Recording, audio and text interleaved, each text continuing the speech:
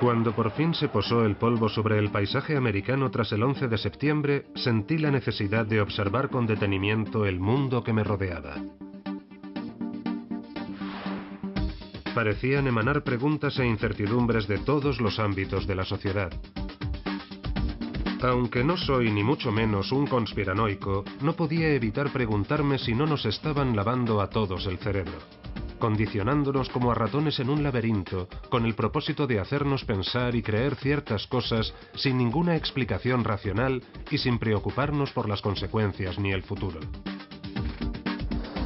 Tras haber estudiado y trabajado en publicidad durante varios años, estaba al corriente de las numerosas historias y especulaciones que circulaban sobre los mensajes subliminales usados por las firmas de marketing y relaciones públicas. Y aunque el asunto me fascinaba, solía relegarlo a la categoría de leyenda urbana.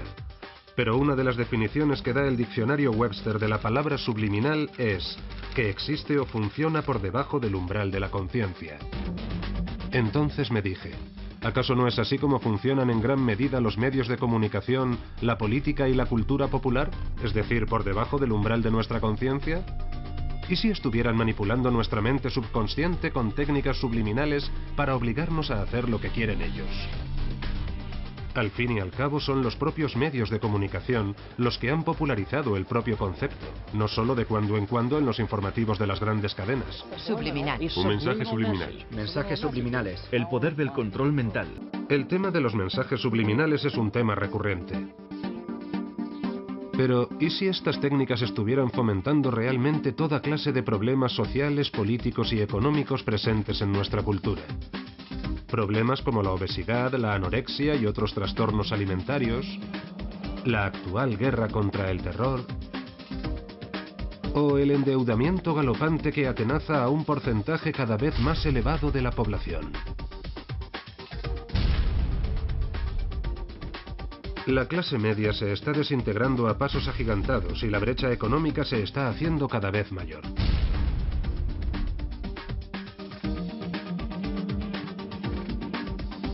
No obstante, y pese a la actual recesión económica, nuestra tasa de consumo no se ha ralentizado.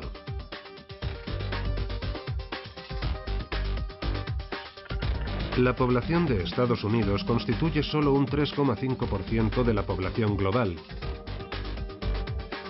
Y sin embargo consumimos más de un 25% de los recursos naturales del mundo. ¿Y si realmente los mensajes subliminales y otras técnicas subconscientes hubieran estado programando la nación? Como punto de partida tenía que adentrarme en los mecanismos internos de la mente subconsciente. Así que me entrevisté con el hombre al que considero el padrino de la publicidad subliminal, Wilson Bryan Key. En los años 70 y 80 escribió 4 libros sobre el tema, entre ellos El superventas seducción subliminal. Si ves algo, o hueles algo, o oyes algo, tu cerebro lo asimila prácticamente a la velocidad de la luz y lo retiene todo. Pero solo una porción muy limitada de todos esos estímulos se convierte en una percepción cognitiva o consciente.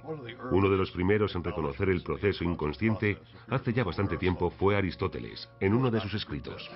Sigmund Freud fue la primera persona que probó de una forma coherente la existencia del inconsciente.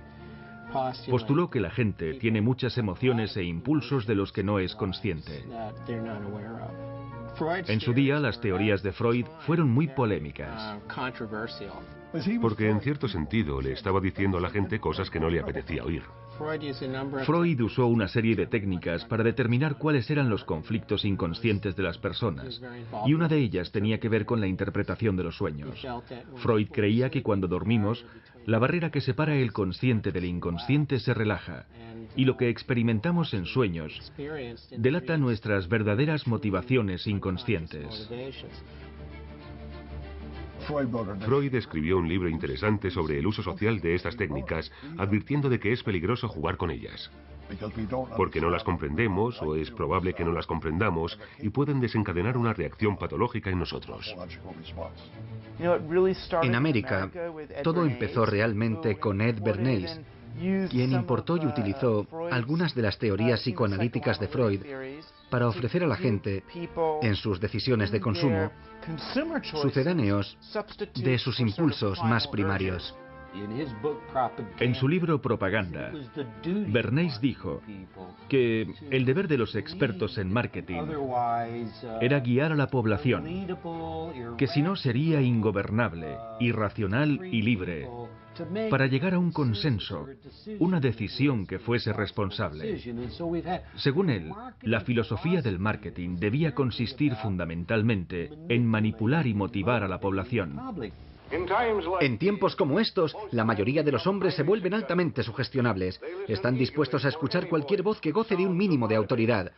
Están dispuestos a escuchar a cualquier persona que les diga lo que está mal y lo que hay que hacer para arreglarlo. Y la mejor forma de vender algo es hallando acceso al inconsciente. De esta forma no estamos vendiendo simplemente un producto o una imagen o a un famoso en una película. Se los estamos haciendo accesibles a los procesos inconscientes de millones de personas.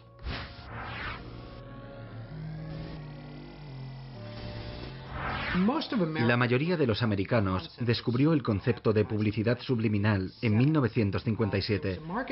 Un investigador de marketing llamado James Vicary anunció que había llevado a cabo un experimento supuestamente muy elaborado. Aseguraba que había realizado un experimento secreto en un cine de Nueva Jersey donde había insertado las frases «¿Tienes hambre? Come palomitas» y «Bebe Coca-Cola» en la película Picnic con Kim Novak. Y ni siquiera eran anuncios que duraban un fotograma, eran mucho más rápidos, porque Vicary había usado un aparato llamado taquistoscopio. El taquistoscopio de alta velocidad es un proyector que emite una señal que dura una 50ª parte de segundo, aunque se puede cambiar esa velocidad. Y aseguró que el consumo de Coca-Cola se había disparado y el consumo de palomitas también se había disparado. Un éxito arrollador. En el verano de 1957, Vicary dio una rueda de prensa para desvelar su técnica en un extraño almacén neoyorquino, aislado con colchones y alambre de espino. Anunció que las ventas de Coca-Cola habían aumentado en un 18% y las de palomitas en un 57% durante el experimento que afirmaba haber llevado a cabo en Nueva Jersey ese año. Hoy el experimento de Vicary sigue siendo una de las historias de publicidad subliminal más incomprendidas de Estados Unidos. Si las imágenes sexuales ocultas pueden considerarse subliminales, ¿qué decir de la epidemia moderna del emplazamiento publicitario? We thank you so much for this bountiful harvest of Domino's, KFC and the always delicious Taco Bell. Cuando vemos a un actor sujetando una lata de Pepsi, el producto está ahí, pero no lo percibimos como un anuncio, lo vemos como parte de la película. Converse All Stars, Vintage 2004. Hasta el emplazamiento publicitario suele ser una táctica subliminal, porque no te estás planteando realmente, ese tío se está bebiendo una Coca-Cola, pero lo ves, y tu cerebro lo registra.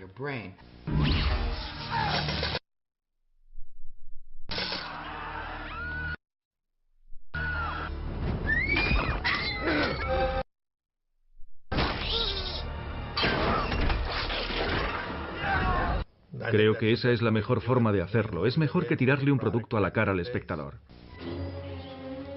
Pero ¿en qué medida funciona el emplazamiento publicitario en las películas? Inmediatamente después del estreno de E.T., las ventas de bombones Reese's Pieces aumentaron en un 80% según las estimaciones. Así que, en cierto sentido, creo que se podría decir que el emplazamiento publicitario es quizá la forma más exitosa de publicidad subliminal. I want the perfect food. Si las películas y los programas de televisión pueden suscitar emociones y vender productos con estas tácticas, ¿qué clase de técnicas podrían usar los publicistas para empujarnos a consumir aún más? Imagine all those burgers in your stomach right now.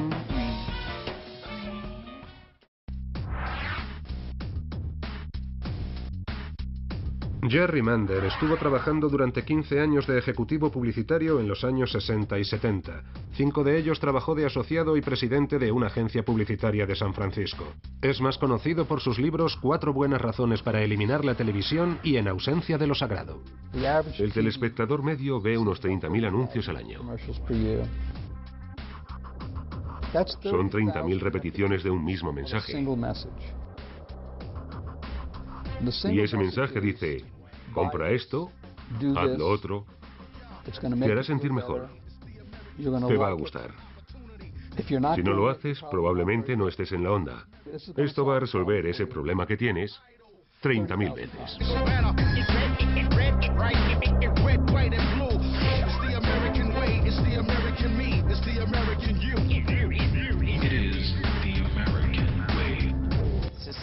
Es algo sistémico. La publicidad funciona mejor con gente que vive sola y está asustada. Es una especie de terapia inversa. Vamos a terapia para resolver nuestros problemas y sentirnos mejor con nosotros mismos, mientras que los medios de comunicación tienen exactamente el objetivo opuesto.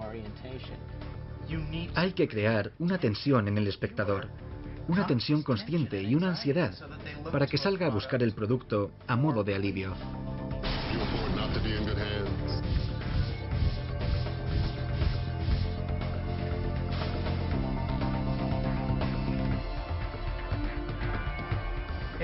Si la gente es feliz, no compra cosas que no necesita. Ha habido circulares de ejecutivos publicitarios que decían: nuestro trabajo es hacer que las mujeres se sientan mal consigo mismas. Creemos realmente que este es el aspecto que debe tener una mujer, esta versión diseñada por el plan de marketing de algún tipo. Todas miran este bonito anuncio y piensan: me gustan las tetas que tiene esta modelo, y no se dan cuenta de que las están manipulando. Tal y como lo veo, podríamos fijarnos en fenómenos como la anorexia y la bulimia y decir, es un fenómeno motivado por los medios de comunicación. Están destruyendo a nuestras familias. Nunca en toda la historia de la humanidad hemos estado tan asediados, porque nunca hemos tenido medios de comunicación de masas como los de hoy. A raíz de mi experiencia previa como ejecutivo de cuentas en una agencia de publicidad, sentí una conexión personal con este tema y quise saber más. Y nadie mejor que Noam Chomsky, profesor de lingüística en el Instituto Tecnológico de Massachusetts, para ayudarme a traducir el lenguaje de los medios de comunicación de masas. Este prestigioso académico, activista político, crítico de los medios de comunicación y escritor, ha publicado docenas de libros, incluidos Fabricando el consenso, El beneficio es lo que cuenta y Estados fallidos. ¿El objetivo del anuncio de televisión es hacer de uno un consumidor informado que toma decisiones racionales? No. El objetivo del anuncio es engañarlo y manipularlo a uno con imágenes para que esté desinformado y tome una decisión irracional. En eso se gastan las compañías cientos de miles de millones de dólares al año. Y lo último que les interesa es el libre juego del mercado. Lo que quieren es coaccionar y controlar. ¿Sabe? Cuando Goebbels desarrolló su poderoso sistema de propaganda en la Alemania nazi, estaba inspirándose en aspectos muy concretos de la propaganda publicitaria, los anuncios de Estados Unidos, para copiar esas técnicas. Eslóganes sencillos, repetidos una y otra vez, que apelaban a las emociones. Todas esas ideas que se han desarrollado hasta formar casi una ciencia.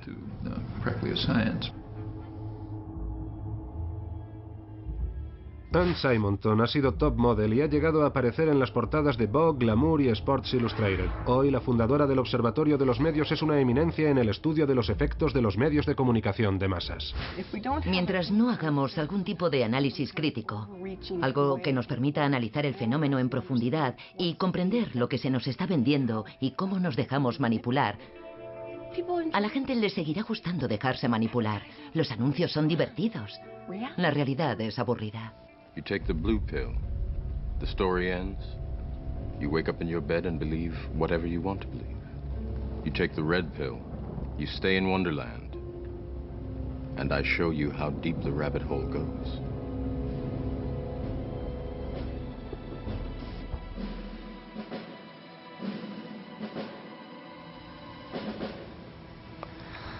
Pues a ver,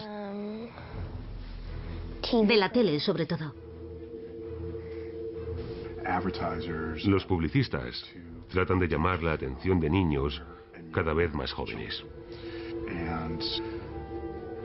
Y todo anuncio destinado a un niño pequeño debería considerarse subliminal. Porque los niños pequeños no distinguen entre el anuncio y el programa. Para ellos se funden en un todo indisoluble. Todo anuncio destinado a los niños de 4 años, o de 5 años, o de 6 años, está dirigiéndose a una conciencia incapaz de funcionar racionalmente. Los padres usan la televisión como una especie de canguro, ¿vale? Plantan a sus hijos delante del televisor Y no hay ningún acompañamiento, ninguna pedagogía. No hay padres que se queden mirando la televisión con sus hijos. Han llegado a interesarse por los niños de 9 meses. Se han dado cuenta de que con 2 años uno ya le es fiel a una marca y es capaz de reconocerla. Es extraordinario. Y cuando ves algo que te gusta en la televisión, ¿qué haces? Se lo pido a mi mamá. ¿Y si dice que no? Pues sigo pidiéndoselo y dándole la lata hasta que lo consigo.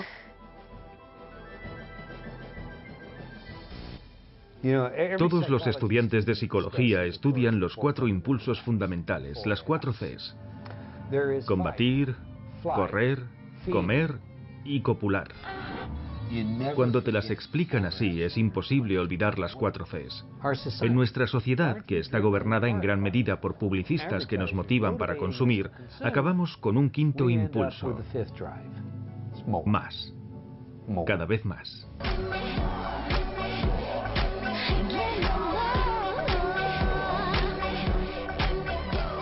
Anestesiamos sistemáticamente su grado de excitabilidad, incrementando la cantidad de estímulos de naturaleza sexual o violenta o desagradable que les enviamos.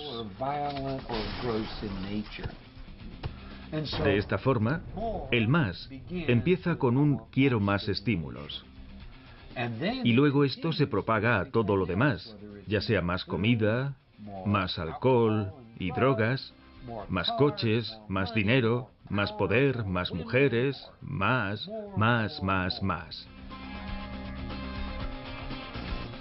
¿Por qué se endeudan las personas con sus tarjetas de crédito? ¿Por qué compran cosas que a saber si las necesitan o no? El consumismo se convierte en una religión secular en la que usamos ciertos bienes materiales para rellenar el vacío de nuestra alma. Cualquiera de nosotros puede verse atrapado en esto. Me gustaría pedirle a todo el mundo que echase un vistazo por su casa y que se fijase en todas las cosas que ha comprado en los últimos 10 años y que no usa. El mero hecho de saber lo que está pasando no le protege a uno de los efectos. Da igual que uno sepa perfectamente que han puesto a una modelo despampanante en un anuncio para que te excites solo pensando en una cerveza. El hecho es que va a seguir funcionando.